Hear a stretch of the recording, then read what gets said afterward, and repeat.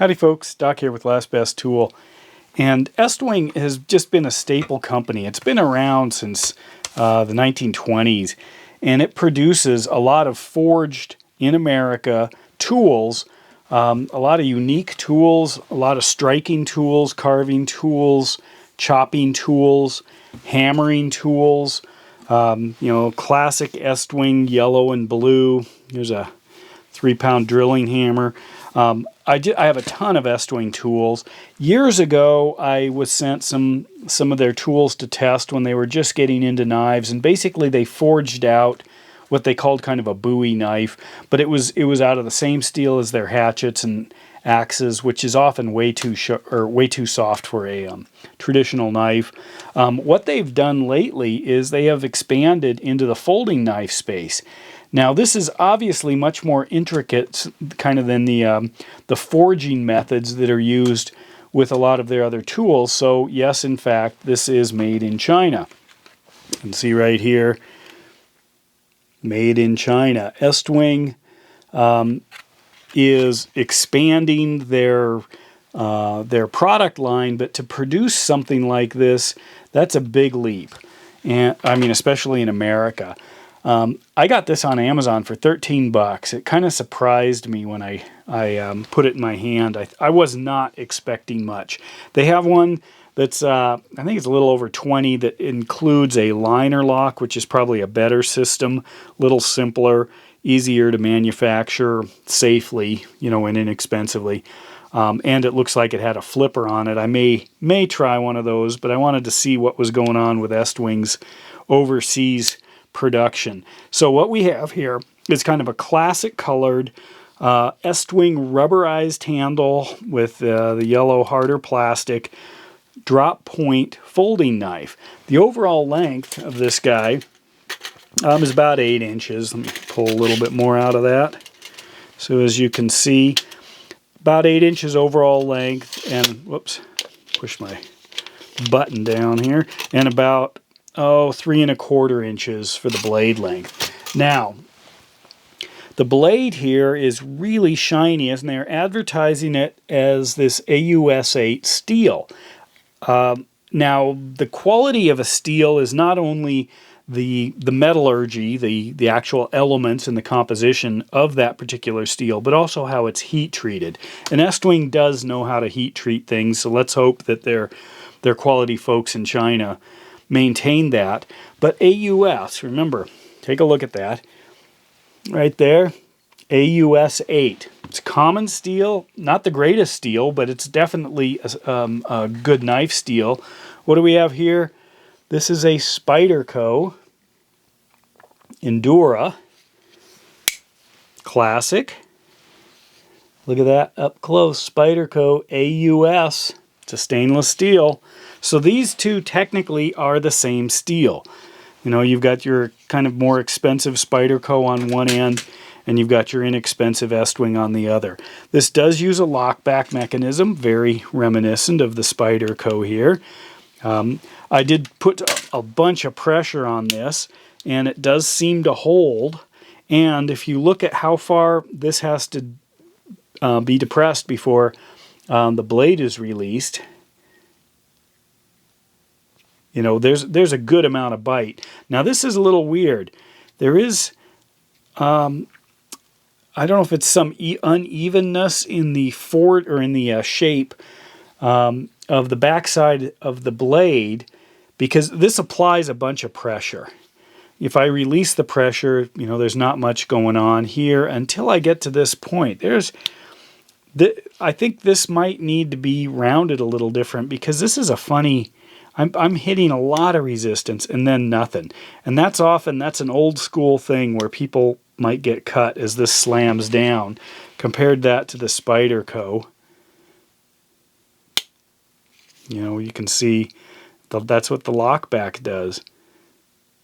But if you work with other knives, pull out this is the O-knife Parrot that I usually carry. Just love this thing.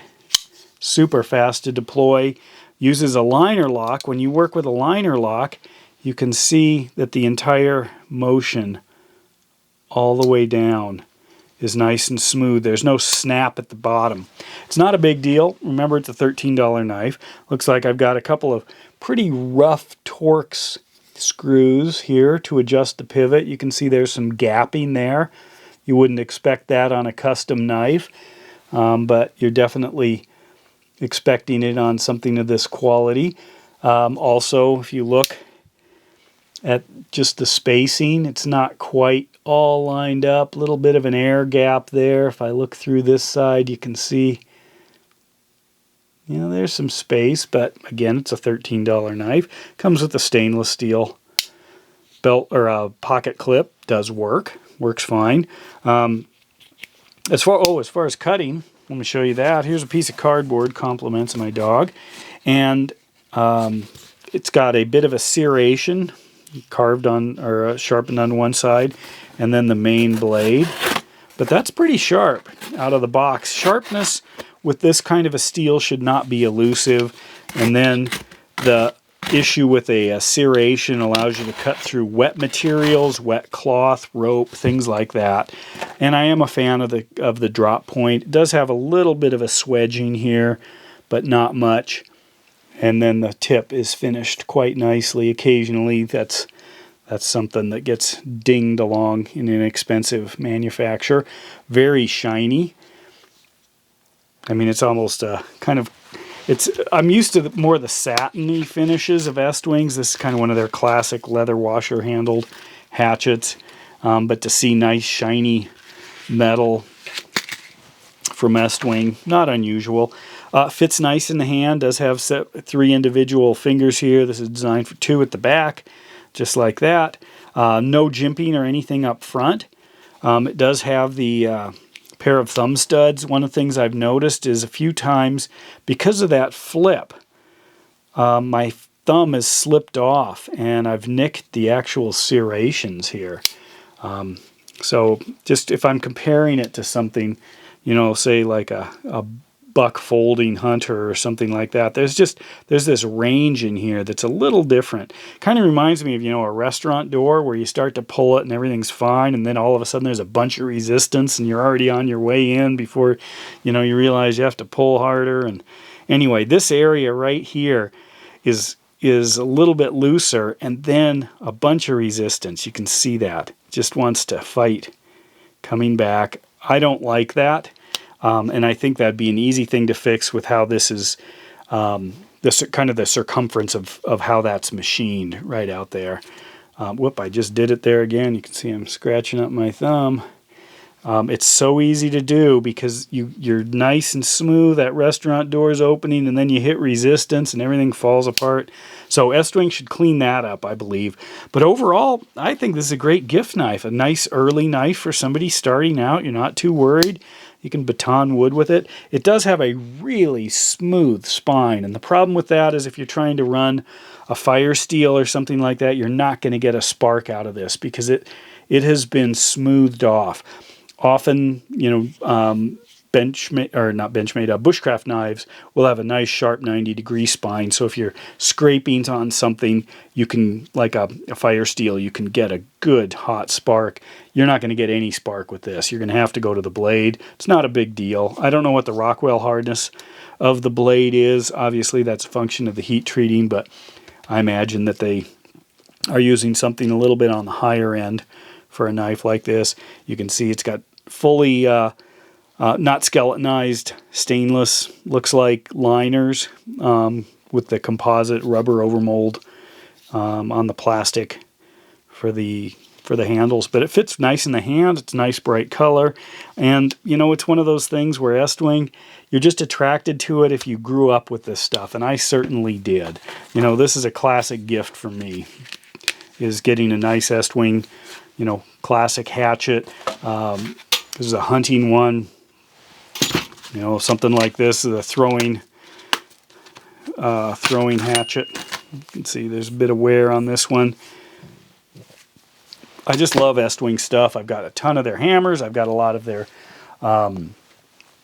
other striking tools, their processing axes, hatchets, wedges, things like that. So pocket knife makes perfect sense. Anyway, if you're interested in the Estwing stuff, There's a link below. I'll put a couple of their different knives, but it surprised me, and I think I'm gonna try their more expensive $20 knife and see how that goes. And with that, Doc out.